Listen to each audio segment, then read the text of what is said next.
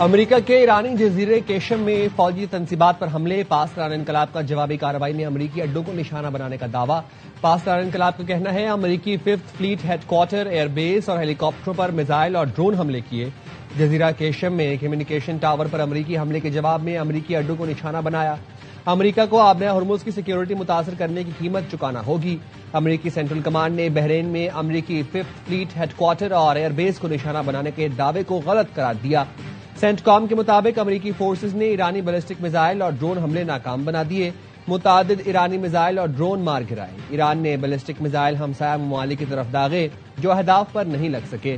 Kuwait پر داغے گئے 2 missile راستے میں گر گئے۔ بحرین پر داغے گئے 3 میزائل امریکی اور بحرینی فورسز نے مار گرائے۔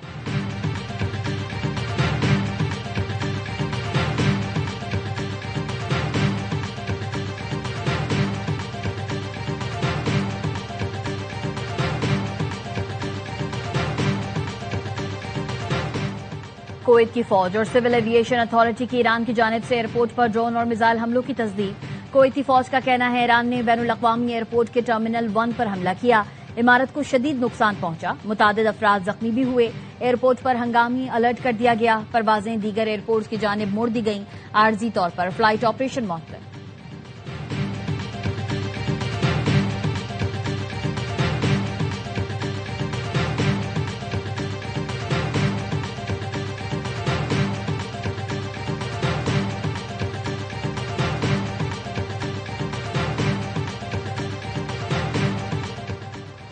ایران سے مذاکرات جاری ہیں لیکن انجام کیا ہوگا یہ معلوم نہیں۔ امریکی صدر ڈونلڈ ٹرمپ نے ٹروتھ سوشل پر لکھا، ایران 47 برس سے اسی طرز پر معاملات چلا رہا ہے، یہ صورتحال مزید جاری نہیں رہ سکتی۔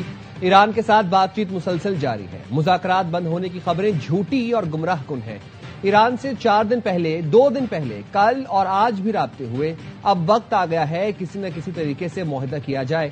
مذاکرات کہاں تک پہنچتے ہیں یہ کہنا قبل از وقت ہے۔ ایران کو اب معاہدے کے حوالے سے فیصلہ کرنا ہوگا۔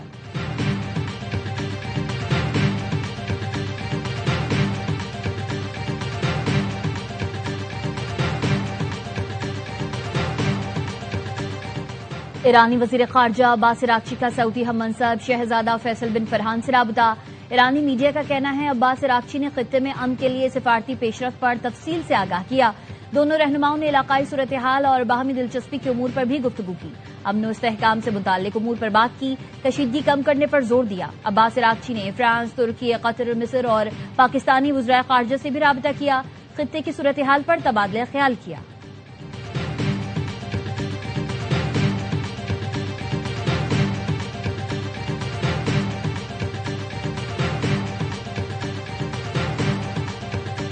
We are the strongest nation on the planet, and now we're begging to get back into a deal that you all trashed in the first place. There's no one begging. I don't Clearly, know. this is a Senator shame. Booker. No one's begging for anything here. The Iranians might be begging because their economy's losing hundreds of millions of dollars a day. امریکہ آخر ایران سے deal کی بھیک کیوں مانگ رہا ہے؟ Democrat senator کوری Booker وزیر خارجہ مارکو روبیو پر برس پڑے، کہا ڈیل بھی ایسی جسے پہلے خود امریکہ کچرے کے ڈبے میں پھینک رہا تھا جبکہ ایران نے آبنہ ہرمز بند کی ہوئی ہے۔ روبیو نے کہا جنگ ختم ہو چکی لیکن ایران کے سپریم لیڈر زندہ اور سرگرم ہیں۔ امریکہ مذاکرات کی بھیک نہیں مانگ رہا۔ ایران جن پہلوؤں پر بات کرنے سے انکاری تھا آج راضی ہو گیا ہے۔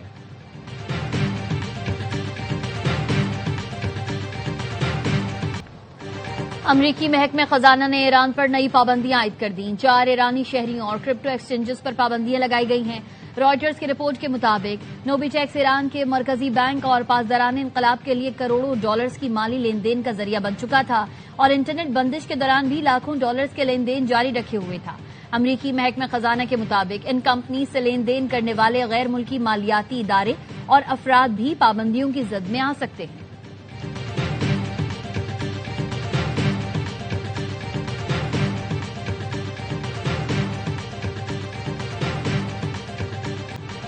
اسرائیل کے جنوبی لبنان پر حملے، 5 افراد شہید ہو گئے۔ لبنانی وزارت صحت کے مطابق حملے میں 48 افراد زخمی بھی ہوئے۔ اسرائیل اور لبنان کے درمیان براہ راست مذاکرات کا ایک اور اہم دور ختم ہو گیا۔ ترجمان امریکی محکمہ خارجہ ٹومی پیگٹ کا کہنا ہے فریقین ایک ایسے جامع معاہدے کی جانب پیش رفت کر رہے ہیں جس کا مقصد لبنان کی خود مختاری کی بحالی اور اسرائیل کی سلامتی کو یقینی بنانا ہے۔ اسرائیلی اور لبنانی وفود کے درمیان مذاکرات کا ایک اور دور کل ہوگا۔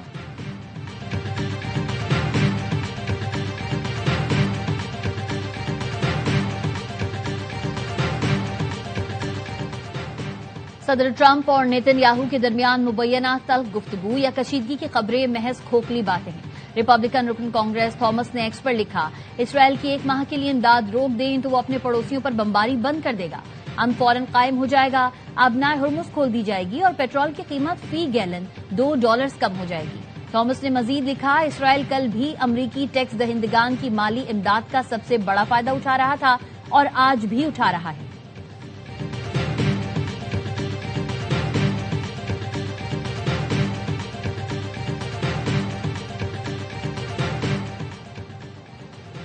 سربراہ IAEA رافیل گروسی کا دورہ متحدہ عرب امارات۔ IAEA سربراہ رافیل گروسی کی وزیر خارجہ شیخ عبداللہ بن زائد سے ملاقات۔ براکا ایٹمی پلانٹ پر ڈرون حملے پر تبادلہ خیال کیا گیا۔ اماراتی وزیر خارجہ نے کہا، براکا نیوکلیئر پلانٹ پر حملہ عراق سے کیا گیا۔ رافیل گروسی نے کہا، شہری ایٹمی تنصیبات کا تحفظ عالمی امن کے لیے ضروری ہے۔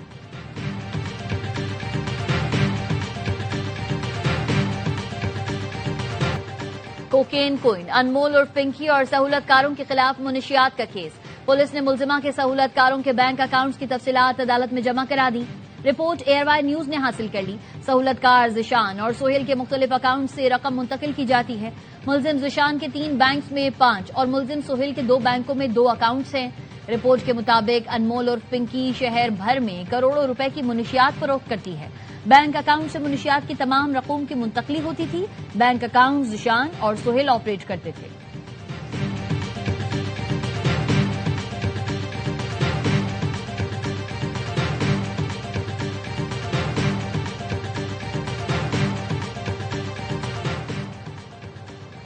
بجٹ میں عوام کو ریلیف دینے کے لیے اقدامات کر رہے ہیں۔ کاروبار دوست پالیسیوں سے ملکی معیشت مستحکم اور بیرونی سرمایہ کاروں کا اعتماد بحال ہوا۔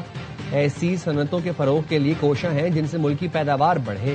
وزیر اعظم کی معروف صنعت کاروں اور ممتاز کاروباری شخصیات سے ملاقات میں گفتگو۔ کہا، آپ لوگ پاکستان کے سفیر اور دنیا میں ہماری پہچان ہیں۔ مشکل معاشی حالات میں حکومت کا ساتھ دینے پر کاروباری برادری کے شکر گزار ہیں۔ حکومت اور نجی شعبے کی مضبوط شراکت داری معاشی ترقی کی ضمانت ہے۔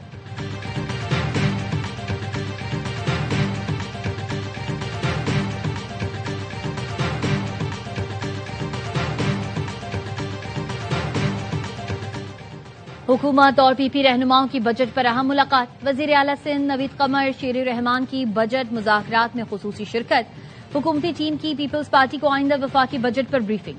پی پی اور حکومت کا بجٹ پر مذاکراتی عمل جاری رکھنے پر اتفاق۔ ذرائع نے بتایا، حکومت بجٹ پر پی پی کے تحفظات مکمل طور پر دور نہ کر سکی۔ پی ایس ڈی پی کے بعض منصوبوں پر تحفظات بدستور برقرار ہیں۔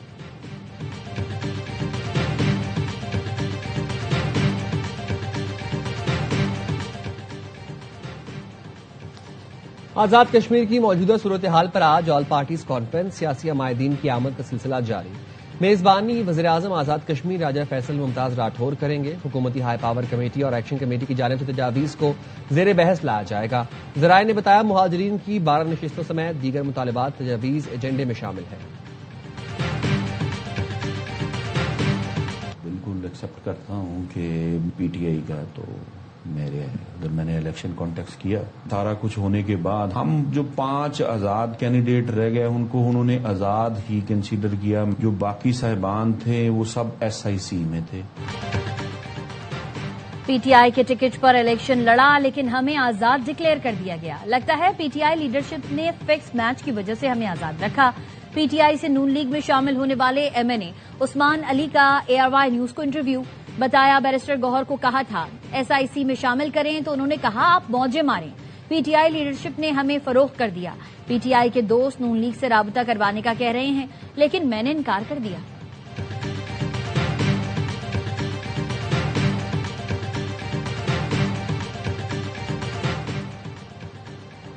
بشیر زیب دہشت گرد کارروائیوں میں ملوث ہے۔ جنید BLA کا آپریشنل کمانڈر ہے۔ رکن قومی اسمبلی جمال ریسانی کہتے ہیں، نوجوانوں کے ذہنوں کو آلودہ کر کے ملک میں دہشت گردی پھیلائی جا رہی ہے۔ دشمن جدید میڈیا کو ہتھیار بنا رہا ہے۔ بلوچستان میں بیرونی عناصر دہشت گرد کارروائیوں میں ملوث ہیں۔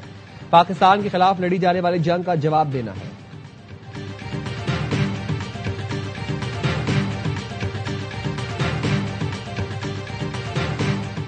بلوچستان میں سیکیورٹی فورسز نے فتنہ ہندوستان کے 17 دہشت گردوں کو ٹھکانے لگا دیا۔ ISPR کے مطابق مستونگ، نوشکی، زہری، خزدار اور کیچ میں انٹیلیجنس بیسڈ آپریشنز کیے گئے۔ ہلاک دہشت گردوں سے اسلحہ، بارودی مواد اور IEDs برآمد۔ دہشت گرد مختلف کارروائیوں میں ملوث تھے۔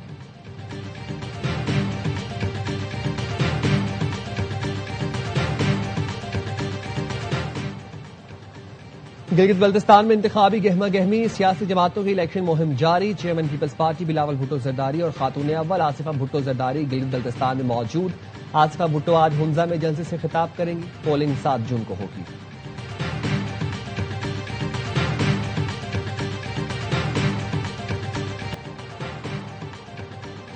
OGDCL نے سانگھڑ سے تیل اور گیس کا نیا ذخیرہ دریافت کر لیا۔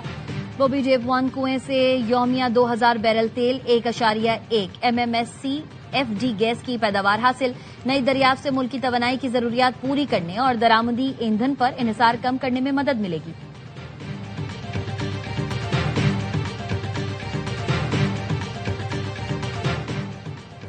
اٹلی میں جلی ہوئی منی وین سے 4 پاکستانی کسانوں کی لاشیں ملی۔ پولیس نے فوری کارروائی کرتے ہوئے 2 پاکستانی شہریوں کو گرفتار کر لیا۔ گاڑی جنوبی اطالوی علاقے کلابریا کے ایک پیٹرول پمپ سے ملی۔ واقعے کی CCTV فوٹیج بھی سامنے آ گئی، جس میں 2 افراد کو گاڑی کو آگ لگاتے دیکھا جا سکتا ہے۔ یوکرین کے دارالحکومت کیو سمیت کئی بڑے شہروں پر روس کے میزائل اور ڈرون حملے۔ 24 گھنٹے میں ایک بچے سمیت مزید 22 افراد ہلاک ہو گئے، 100 سے زائد زخمی۔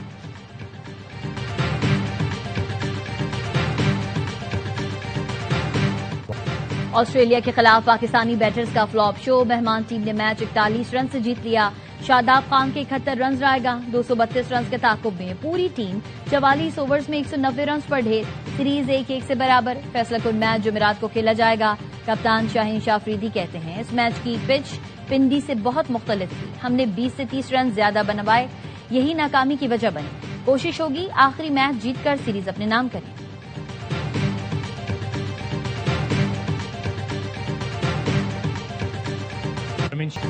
شاداب خان کی بولنگ میں مسلسل خراب پرفارمنس۔ ہیڈ کوچ مائک ہیسن نے شاداب کو بیٹنگ آل راؤنڈر قرار دے دیا۔ کہا شاداب خان اسپیشلسٹ بولر نہیں، وہ اب بیٹنگ آل راؤنڈر بن چکے ہیں۔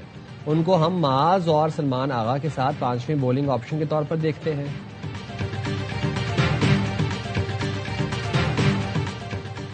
چاچا کرکٹ کی خدمات پر خراج تحسین۔ پاک آسٹریلیا دوسرے ون ڈے کے دوران قذافی اسٹیڈیم میں کیک کاٹا گیا۔ چاچا کرکٹ کی خدمات کو سراہا گیا۔ چاچا کرکٹ ریٹائرمنٹ کا اعلان کر چکے، ہوم گراؤنڈ پر یہ ان کی آخری سیریز ہے۔